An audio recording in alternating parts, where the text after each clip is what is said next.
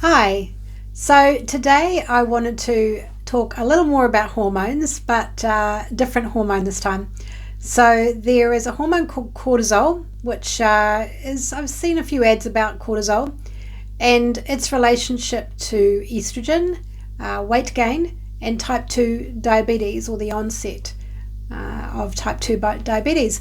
Now, those hormones are all very connected. So I'm going to give you some more information to help you understand these relationships and connections, so you can use that for your own better health and wellness.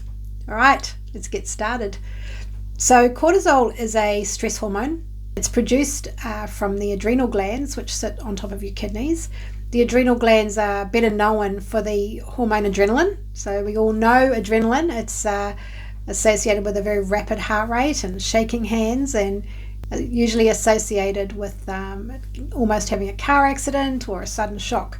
So it has a powerful effect on the body, whereas cortisol doesn't have as powerful effect in terms of its how you feel when cortisol is released.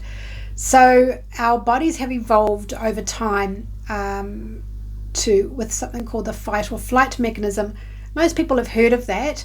The fight or flight mechanism is basically imminent danger in the past has generally meant you either have to run or you have to fight. And so the muscles need a very ready source of fuel to perform those tasks, either run or fight. So cortisol, that's where cortisol comes into play, because cortisol is released in order to stimulate the liver to flood the bloodstream with sugar, or blood glucose is a more accurate term. And then the muscles have a ready source of fuel that's very easily available to use in order to do to run or to fight. So generally these days we might get a flood of stress hormones, and we're sitting in an office trying to keep quiet and not say what's on our mind, something like that. So we're not running off that sugar, we're not using it. So what happens with that is the body stores it. What you don't use, you will store. So if you're not running out that glucose and using it up, then what happens is the storage form of the body, the energy storage form of the body, is fat. So that excess glucose will store as fat, and so that the body's got some stores of energy. So that's how that works. And so as time goes by, when you have this high cortisol, you have this pattern of high cortisol, which causes a large increase in blood sugar from the liver, and that goes into the bloodstream. And then you have another hormone that comes out there called insulin, and insulin doesn't want to have the blood sugar get too high. It takes the sugar out of the blood and it puts the sugar into the cells. So so over time, when this is happening a lot, you get this spike in cortisol, and then this flood of sugar or blood glucose, and then insulin comes in. And what happens over time, you've got insulin coming in, insulin, sugar, insulin. Just in the same way, a good analogy is when you're putting a lot of pesticides on crops, the pests become resistant. It doesn't work on the pesticide doesn't work the same. It's the same kind of thing with insulin. So your insulin's going up and insulin's going up, and you need more insulin for the same effect. And that's called insulin resistance. And so it's a very early indicator. Fasting insulin that's elevated or high on a blood test is a very early indicator that things are not right. And it's a very good compensatory mechanism that the body uses. It just produces more insulin, and after a while, that compensatory mechanism, it just falls over. And so then at that point, that's when your blood sugar starts to creep up, and then you've got this precursor to type 2 diabetes with elevated blood sugar, because the insulin's not working the same way, and you need more and more and more, and your body just can't produce more. So that's type 2 diabetes. Now, the other part of this situation is that when you store this energy as fat, generally you start to put weight around the middle. For men and women, that's mostly where it goes. and the fat cells are where estrogen is produced. That's the E1 version, or estrone, and that's produced in men and women, but your E1 can go quite high, and I've discussed in other videos what happens with estrone. It's a very powerful estrogen. It slows down the metabolic rate by slowing the effect of thyroid, so your metabolic rate slows down, and it has you put on weight because that's the function of estrogen. So then and the more weight you put on, the more estrogen you will produce. So in the fat cells, you convert other hormones into estrogen, E1 or estrone, and so you've got this circular situation occurring where you've got the stress hormones going on, you've got more glucose, you've got your insulin's going up, you're putting on weight, which is making you make more estrogen, which compounds that situation. So you need to handle it from a few different avenues. You really need to make sure you get your insulin sensitive, like your body sensitive to insulin. Vitamin D is amazing for that.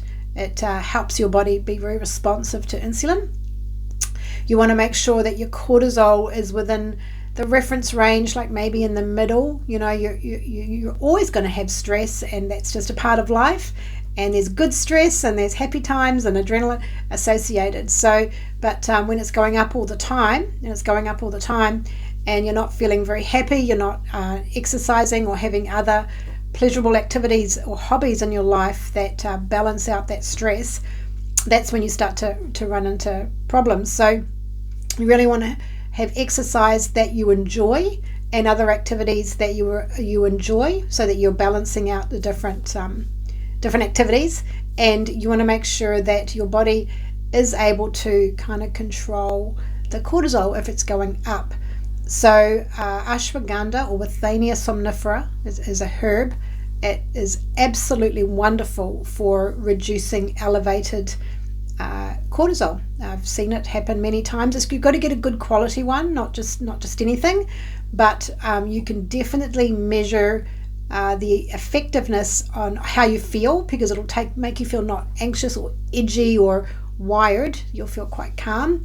But also you can measure it on a blood test, and you don't have to believe me that on these cortisol levels. Get a test. There's two ways to do this. You can get a blood test, which is a 9 a.m. blood test, which is just total cortisol, which is when cortisol is supposed to be at its best.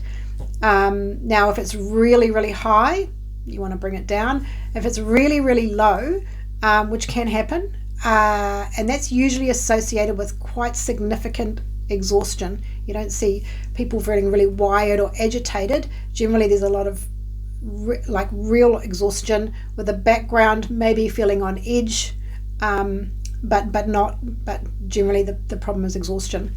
So then you need to do herbs to build up that cortisol, which will be reflected in the energy levels. Your energy should feel good, and you should wake feeling good and have consistent or regular energy, good energy levels throughout the whole day. Now, there's something that you need to understand for women who are on the oral contraceptive pill. There's an effect. Some of the different types of pills, oral contraceptive pills, put the cortisol very high. So, and reference ranges move around a little from depending on the test done, but generally, you're looking at a 200 to 700 reference range. 200 is definitely too low. You're probably looking at a very tired person with a 9 a.m. cortisol level is feeling very tired, and then up at 700 they're probably feeling very, very stressed and on edge, and perhaps there's a sleep problem with that as well. So those two are obviously not ideal, but you can, with these contraceptive pills, get you can get a very, very elevated cortisol. So I've seen many 1100, 1200, 1300, 1400 on the oral contraceptive pill, and it is high every day, all day. It's not that it peaks or spikes and then comes down. It's high, and it's just, and usually you'll see it on a blood test report. It says falsely high due to oral contraceptive pill. So that means there's no pathology or no disease or condition causing that. It's a side effect of the pill. It's still high.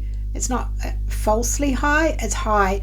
So that is really setting a woman up for weight gain and type 2 diabetes, because your stress hormone is high all the time, which means your body thinks it's in a state of intense stress and therefore producing sugars and therefore causing high insulin.